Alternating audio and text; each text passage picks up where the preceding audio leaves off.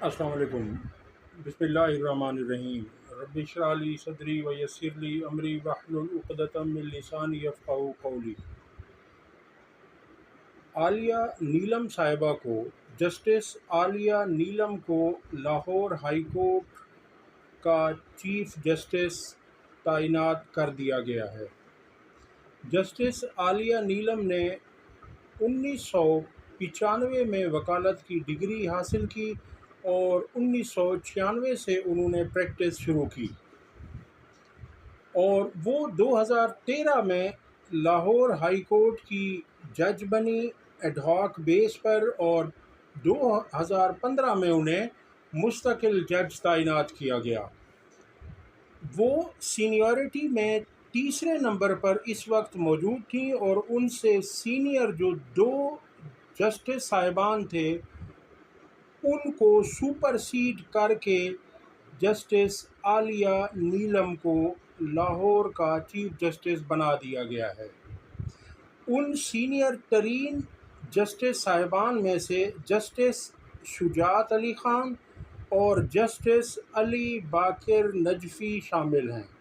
یہ دو جسٹس صاحبان جسٹس عالیہ نیلم صاحبہ سے سینئر تھے، مگر یہاں پر قاضی فائز عیسیٰ نے سینیورٹی کے اصول کو پس پشت ڈالتے ہوئے ایک تیسرے نمبر کی جونیئر جج کو چیف جسٹس تعینات کر دیا۔ اس سے پہلے یہی قاضی صاحب ہوا کرتے تھے جو ہمیشہ کہا کرتے تھے، چیف جسٹس بندیال کے دور میں خطوط لکھا کرتے تھے کہ مجھے یہ چیز قابل قبول نہیں ہے کہ کسی جونیئر جج کو چیف جسٹس لگایا جائے یا کسی جونیئر کو سپریم کورٹ میں ایلیویٹ کیا جائے۔ جسٹس عائشہ ملک صاحبہ کو لاہور ہائی کورٹ سے جب سپریم کورٹ میں ترقی دے کر لایا گیا تو اس کی سخت مخالفت مبینہ طور پر قاضی فائز عیسیٰ صاحب نے کی تھی، اور اب تو لگتا ایسا ہی ہے کہ قاضی صاحب کا کوئی اصول کہیں نہیں رہا۔ کوئی ان کی یو ٹرن ایسے لیتے ہیں، اپنی کہی ہوئی بات کو تھوڑی دیر کے بعد اس کو ڈینائی کر دیتے ہیں، اور لگتا یہی ہے کہ ان کا کوئی اصول، کوئی قواعد، کوئی ضابطہ، کوئی قانون، کچھ بھی ان کے سامنے نہیں ہے۔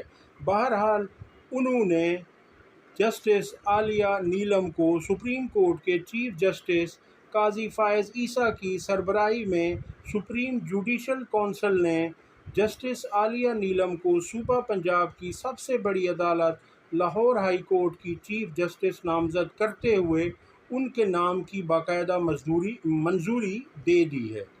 جسٹس عالیہ نیلم لاہور ہائی کورٹ کی پہلی خاتون چیف جسٹس ہیں، اور بنیادی طور پر لاہور ہائی کورٹ میں یہ 5ویں خاتون جسٹس ہیں۔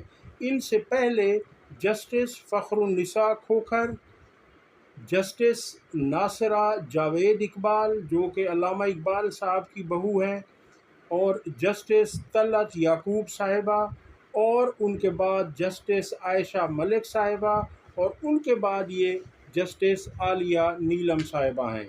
یہ 5ویں خاتون جسٹس ہیں لاہور ہائی کورٹ میں۔ اور سپریم جوڈیشل کونسل کے اجلاس میں chief justice Lahore high court کے عہدے کے لیے 3 سب سے سینئر ججز جسٹس شجاعت علی خان، جسٹس علی باقر نجفی اور جسٹس عالیہ نیلم کے نام شامل تھے، جس پر کمیشن نے جسٹس عالیہ نیلم کا انتخاب کیا۔ لاہور ہائی کورٹ کے سب سے سینئر ترین جج جسٹس شجاعت علی خان اس وقت قائم مقام چیف جسٹس کے عہدے پر فائز ہیں۔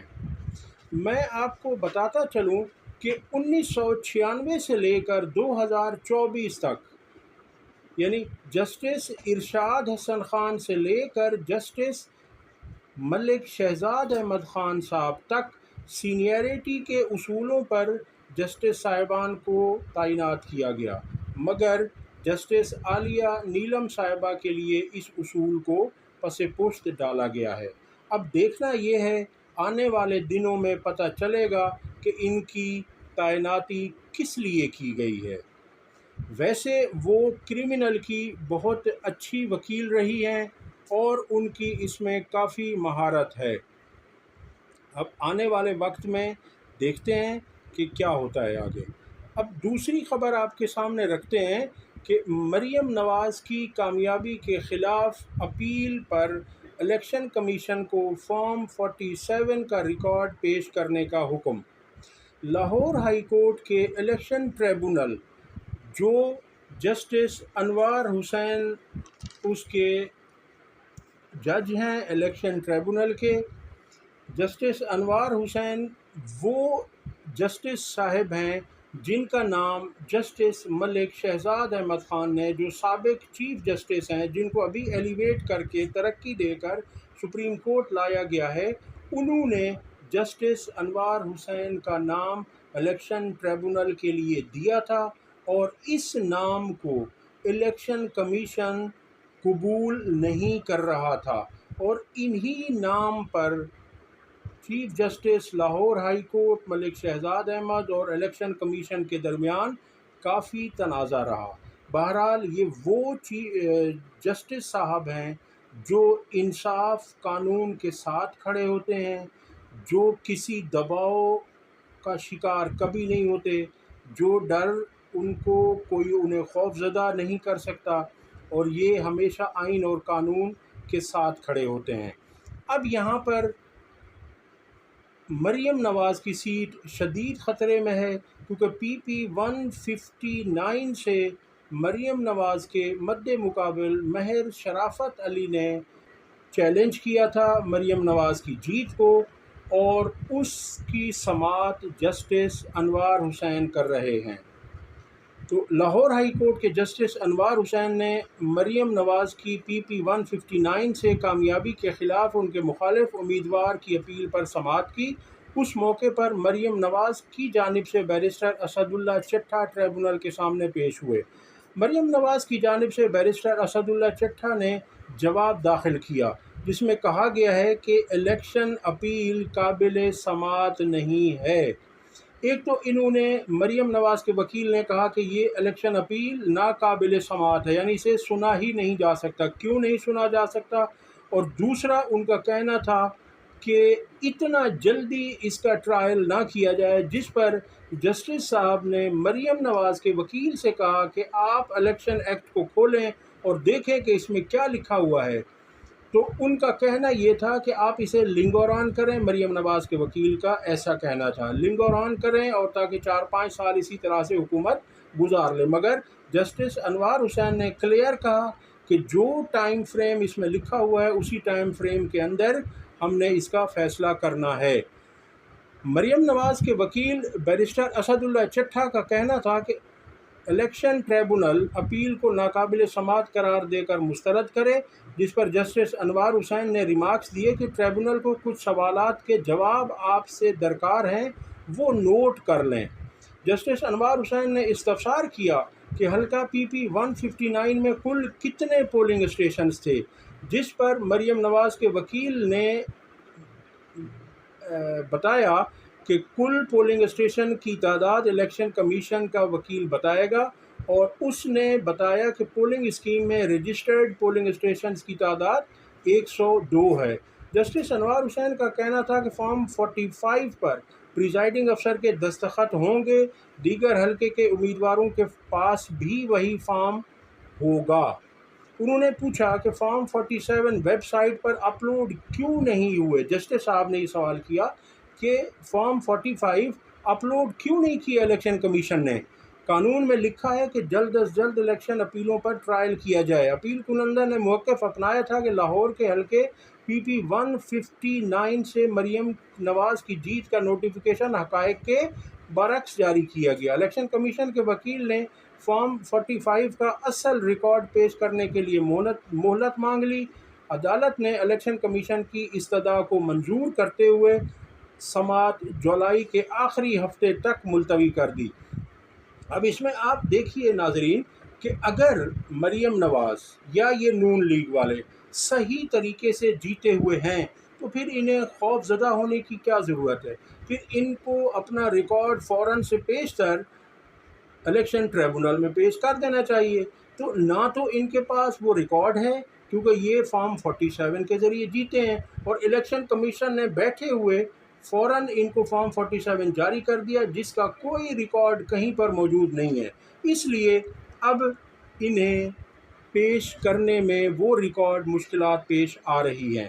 دوسری طرف علیم خان جو کہ قومی اسمبلی کی سیٹ NA 117 سے پاکستان تحریک انصاف کے امیدوار علی اعجاز بٹر سے فارم 47 کے مطابق جیتے ہیں، وہاں انہیں بھی الیکشن ٹریبونل نے، وہاں بھی جسٹس انوار حسین صاحب ہی ہیں، جسٹس انوار حسین نے علیم خان سے بھی فارم 45 اور 47 طلب کر لیے اور انہیں جمع کرانے کی ہدایت کر دی، اور انہیں بھی جولائی کے آخری ہفتے میں تمام ریکارڈ ساتھ لا کر جمع کروانے کی ہدایت کر دی گئی ہے۔ اب یہاں پر دیکھنا یہ ہے کہ یہ تمام لوگ کیا کرتے ہیں، ان کے پاس ریکارڈ ہے یا نہیں۔